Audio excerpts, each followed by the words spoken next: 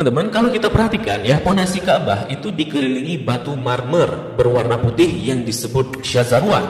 Fungsinya untuk menahan pondasi Ka'bah agar tidak rubuh atau terkikis karena dahulu daerah area Ka'bah berpasir dan terkadang berbanjir. Maka dikhawatirkan hal itu akan merobohkan Ka'bah. Oleh karenanya dibuatkanlah syazarwan ini untuk menopang pondasinya oleh orang-orang Arab dahulu. Untuk era sekarang, syazarwan ini juga berfungsi untuk menghindari adanya jamaah yang terjepit di dinding Ka'bah ketika haji. Nah, di dekat pintu Ka'bah, masih di area syazarwan, kita akan melihat sebuah tanda berupa 8 buah batu mewah. Ini disebut dengan area Mi'jan, merupakan lokasi di mana Nabi Ibrahim dan Nabi Ismail mengadon tanah liat untuk membangun Ka'bah. Begitu pula ini merupakan lokasi favorit Rasulullah SAW serta tempat di mana Jibril mengajarkan salat kepada Nabi Muhammad SAW.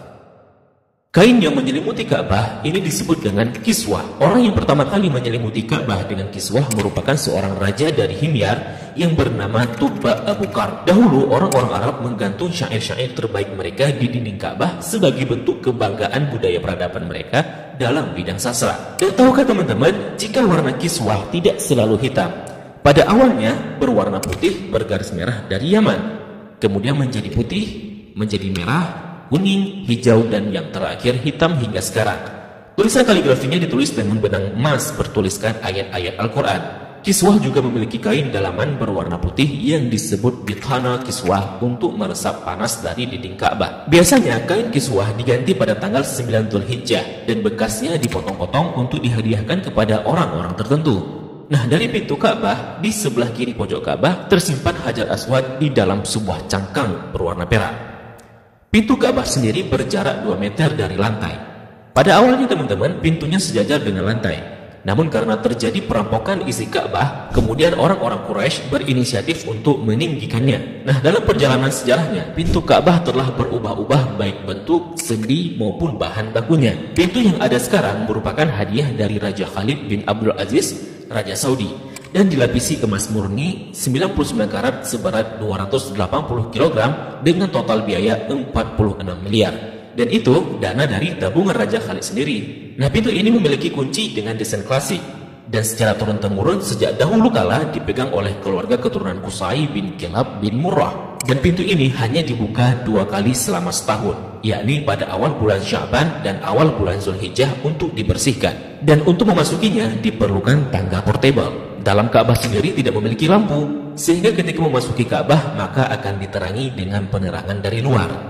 Nah, ketika kita memasuki ke dalam Ka'bah, maka kita akan melihat jika lantai dan dinding dalam Ka'bah dihiasi dengan batu marmer yang dominan putih. Marmer hijau menghiasi lantai dengan bentuk persegi yang dihiasi oleh marmer coklat di sampingnya. Kalau kita salat di dalam Ka'bah, maka garis ini bisa jadi batas safnya. Kalau diperhatikan, maka di sudut terdapat potongan marmer hijau. Ini sebagai tanda bahwa Rasulullah SAW melakukan salat di tempat ini saat memasuki Ka'bah. Begitu juga di bagian pojok dan dindingnya dihiasi 1, 2, 3 marmer hijau. Di bagian atas juga terlihat ada beberapa buah saluran udara yang didesain sedemikian rupa. Jika kita mengadah ke langit, maka kita akan melihat jika langit-langit Ka'bah dihiasi dengan kiswah berwarna hijau. Jika diperhatikan, maka terdapat tulisan Ya Manan yang artinya Maha Pemberi. Kemudian di bawahnya sebelah kanan bertuliskan Ya Dzal Jalali yang artinya yang memiliki keagungan.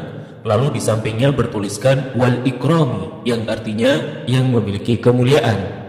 Di bawahnya tertulis penggalan surah Al-Baqarah ayat 144 yang berbunyi Qad nara taqalluba wajhika fis sama'i falanwalliyannaka qiblatan tardaha fawalli wajhaka syatral masjidil haram. Kemudian di tengahnya bertuliskan kalimat tauhid La ilaha illallah Muhammadur Rasulullah.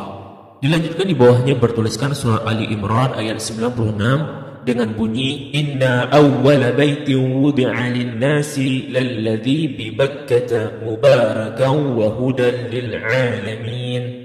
Kalimat ini tertulis berulang-ulang hingga memenuhi dinding atas dan langit-langit Ka'bah. Di bagian atas terlihat jika langit-langit Ka'bah ada 3 penyangga yang kemudian ditopang oleh 3 tiang dari kayu dengan diameter 44 cm dengan jarak antara tiang 2 meter sekian.